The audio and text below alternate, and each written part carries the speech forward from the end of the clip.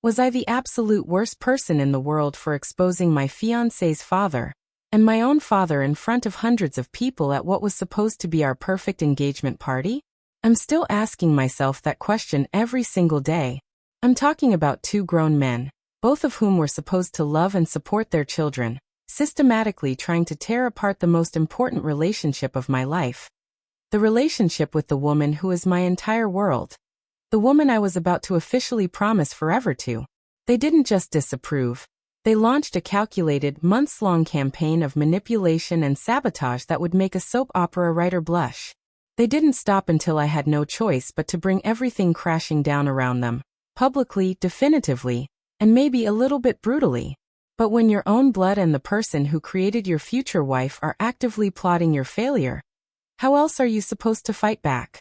Tell me honestly, if you were me, and you found out your dream life was being poisoned from the inside by the two men who should have been your strongest allies, would you have done any different? My story starts, as most good stories do, with an ending, the end of my bachelorhood and the beginning of my true life with Sarah. We met in college, not in some meet-cute movie way, but as study partners in a ridiculously difficult statistics class. I was struggling. She was a natural. The first conversation we ever had was me saying, "I have no idea what a confidence interval is," and her replying, "Don't worry, I'll teach you." That was Sarah in a nutshell. Calm, brilliant, and infinitely patient.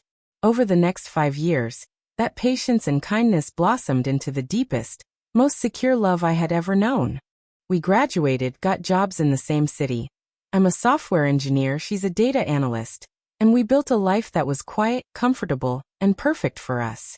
Last summer, I proposed on a remote beach in Oregon, and she said yes, tears streaming down her face, the happiest moment of my life. That should have been the end of the story, or at least the start of the easy part, right? Wrong. That's when the two toxic dads really kicked off their campaign. You need to understand the dynamics of these two men. My father, let's call him Robert, is old money, old school, and intensely image conscious. He sees my life as an extension of his own legacy. He always wanted me to marry a woman from a good family, meaning one that could boost his company's social standing. Sarah, while wonderful, comes from a modest background. Her father, Frank, worked in construction his whole life, a good man, but rough around the edges in Robert's eyes. Robert never directly insulted Sarah. Oh no, he's too polished for that. Instead, he'd use what I call death by 1,000 compliments. He'd say things like, "Sarah, you're such a grounded girl. It's so admirable you choose to live so simply," or, "It's sweet how you manage on such a small, entry-level salary, isn't it, son? She'll need to stop working once you have children, of course, to maintain the image." It was all designed to make her feel small and inadequate. Sarah's father, Frank, was the opposite kind of toxic. He didn't dislike Sarah or me, but he had a deeply ingrained, almost caveman-like belief that men and women should stay in their lane. He thought my job was too soft, and he saw Sarah's analytical career as a threat to his traditional view of a marriage. His attacks were directed at me, chipping away at my value in Sarah's eyes. He'd constantly belittle my career. "So, you just stare at a screen all day, huh? Does the boss let you get up for bathroom breaks? Or, back in my day, a man knew how to swing a hammer. How are you gonna protect her when the lights go out? With your little keyboard?" He was trying to plant seeds of doubt in Sarah's mind that I wasn't man enough to be her husband. Sarah, bless her heart, was caught in the middle, constantly defending me to her father, and defending her life choices to mine. We were a team, but we were constantly fighting a two-front war against our own families. The real problem started with the wedding planning. We wanted a small, destination wedding. My dad, Robert, insisted on a massive local affair. He literally said, "It's not about what you want, son, it's about what we present to the world." Sarah's father, Frank, hearing this, then took the opposite tack. He suddenly got all intense about his rights, as the father of the bride, demanding bizarre, traditional elements that Sarah hated, like a formal, segregated seating plan and a long, religious ceremony we didn't want. They weren't coordinating with us. They were coordinating against us. They'd call us separately, manipulate the conversation, and then tell the other parent that we had agreed to something we hadn't. It was exhausting, manipulative, and deeply, deeply disrespectful. We caught them in several lies, which we initially dismissed as typical parental overreach, but it was much worse than that. The tension escalated dramatically about 3 months before the engagement party, which was the mandatory big event my father had insisted upon. Sarah had secured a significant promotion and a massive raise, which meant she would be making more money than me for the first time. I was ecstatic. I planned a celebratory dinner. I told my father, thinking he would finally shut up about her entry-level salary. Instead, he sneered. Making more than you, is she? That's going to bruise your ego, son. Don't let her forget who the real head of the household is. You need to keep her in check. I was speechless. I hung up on him. I told Sarah what he said, and she just sighed exhausted. But then, a few days later, she came home upset. Frank, her father, had called her. He said, "I heard about your raise. That's nice. But a woman who makes more than her man is a man without his manhood. Are you sure you want to marry a man who can't even provide for you properly?" He was deliberately trying to emasculate me through her. That was the moment I realized this wasn't just interference. It was psychological warfare. They were both trying to break us down, but from opposite ends, trying to exploit our insecurities and drive a wedge between us. I started to keep a closer eye on them. I noticed they were communicating more frequently than necessary. I mean, they hated each other, or at least pretended to. My dad looked down his nose at Frank, and Frank thought my dad was a pompous windbag. But they were constantly on the phone, often leaving the room to take calls. One evening, after a particularly nasty fight with Sarah about a seating arrangement she didn't even care about, I got suspicious. I knew my father used an old burner phone for business deals he didn't want to track. I went to his office the next day while he was at his golf club, found the old thing, and you guessed it, it wasn't locked. What I found was a group chat, titled unbelievably, "The Merger," with Robert, my dad, and Frank, Sarah's dad. I felt my stomach drop into my shoes. The chat logs were meticulous, a horrifying record of their plotting. It was all there. Robert offering to pay for Frank's new truck if Frank would subtly convince Sarah that I was too weak and financially unstable for her, while Robert simultaneously told me I needed to find a better match or risk his financial legacy. They had scheduled a coordination meeting to discuss how to best spin the wedding costs to make us fight. The most painful message was from Frank to Robert, dated just 2 weeks prior. "It's working. Sarah is moody and stressed. He looks miserable. One more big push and they'll call it off. Good riddance to the boy." I took screenshots of everything. I backed them up. I printed them out. I was shaking, not with anger, but with a bone-deep betrayal. These two men, my father and the father of the woman I adored, were trying to destroy us. They saw us not as a loving couple, but as an inconvenience to be surgically removed. So that's the situation I was in. I had proof, incontrovertible evidence that my own father and my fiancé's father were actively colluding to sabotage our engagement and destroy our relationship through emotional and financial blackmail. Sarah was already on the verge of a breakdown from the constant stress, and I was holding a nuclear device in my hands. The engagement party, the event my dad had insisted upon, was a week away. It was going to be the biggest social event of the year for his business associates and our entire extended family. I had to choose. Do I just show Sarah the proof quietly, end the relationship with our fathers privately, and move on?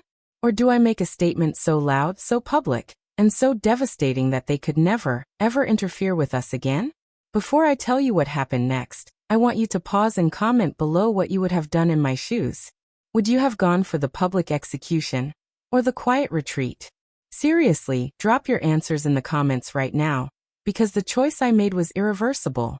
I decided on the latter. The engagement party. If they wanted a big show, they were going to get one. I didn't tell Sarah what I had found. I couldn't. She was already so fragile, and I knew seeing that betrayal from her own father would crush her.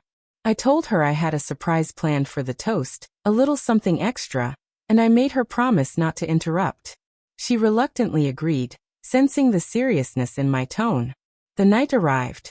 200 guests. Caterers. A string quartet. Both fathers were in their element, schmoozing and acting like the proudest dads in the world. Robert even gave me a clap on the back and whispered, "Good boy, you finally listened to me." I just smiled, a cold, hard knot of resolve tightening in my chest. The moment came. The champagne was poured, and the whole room hushed for the toast. Robert stood up first, giving a flowery, condescending speech about how I was finally settling down, and how Sarah was a lovely, if unexpected, addition to the family lineage. Frank followed with a gruff, uncomfortable toast about how I needed to stop playing with computers and be a man. Sarah squeezed my hand under the table, her eyes filled with apology and shame for her father. I knew I had to do it. I stood up, tapped the mic, and my voice surprisingly didn't shake. I looked at Sarah, who was beautiful and confused, and started my speech. To Sarah, I began. The most honest, loving, and intelligent woman I have ever known. We have been through a lot to get here. I paused, letting my eyes sweep the room, settling pointedly on Robert and Frank. More than you know, actually. I explained our journey, our love, and the pressure we had been under from outside influences. Using vague but loaded language. The room was getting quiet. Then I turned to my father. "Dad, you often talk about legacy. Well, legacy is built on honesty and integrity." I turned to Frank. "Frank, you talk about being a man. A man protects his family, he doesn't destroy it." The fathers exchanged a look, suddenly realizing something was very, very wrong. That's when I pulled out the prop I had brought, a thick, oversized binder, which was actually a printout of the merger chat log. I put it on the podium. I planned a surprise toast everyone. A dramatic reading. I read out loud, 2 minutes worth of the most damning messages. The details about the truck, the comments about Sarah's salary being a threat to my manhood, the exact moment they agreed on a strategy to make us fight over the wedding venue. I read Frank's message. "One more big push and they'll call it off. Good riddance to the boy." The sound in the room had changed from a polite hum to an absolute, horrifying silence. Sarah's face was white. Robert was on his feet, his face purple with rage. Frank was frozen, his jaw slack. I looked right at them. "You too," I said, my voice cracking with emotion. "Had a group chat called The Merger. You merged your toxic insecurities and your pathetic need for control to try and tear apart the only good thing in my life. You poisoned the most joyous time of our lives for sport." I held up the binder. "This is your legacy, Dad. This is what you built, Frank. Not a loving son and a happy daughter, but a monument to your own manipulation." I finished by turning back to Sarah. "Sarah, you deserve a father and a fiancé who would die to protect your happiness.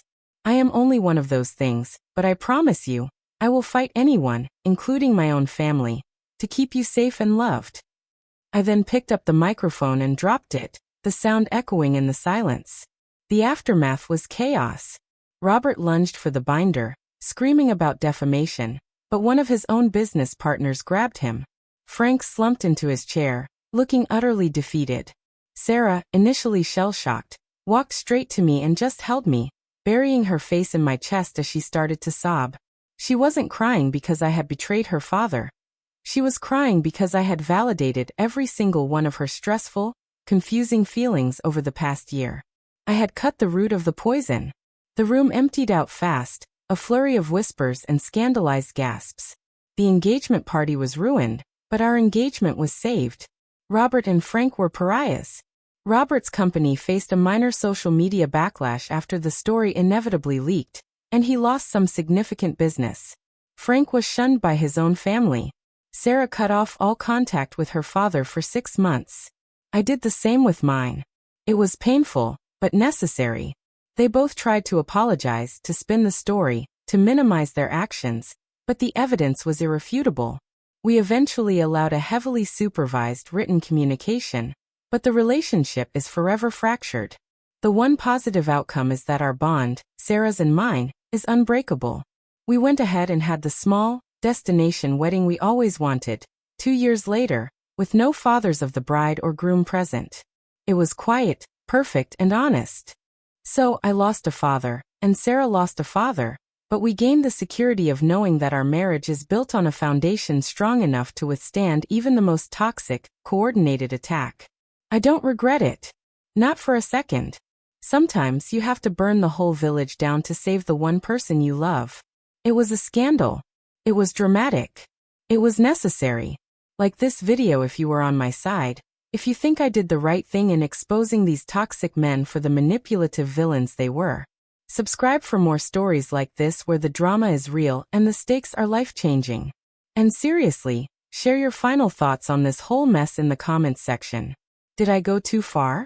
Was it justified? I'll see you all in the next story.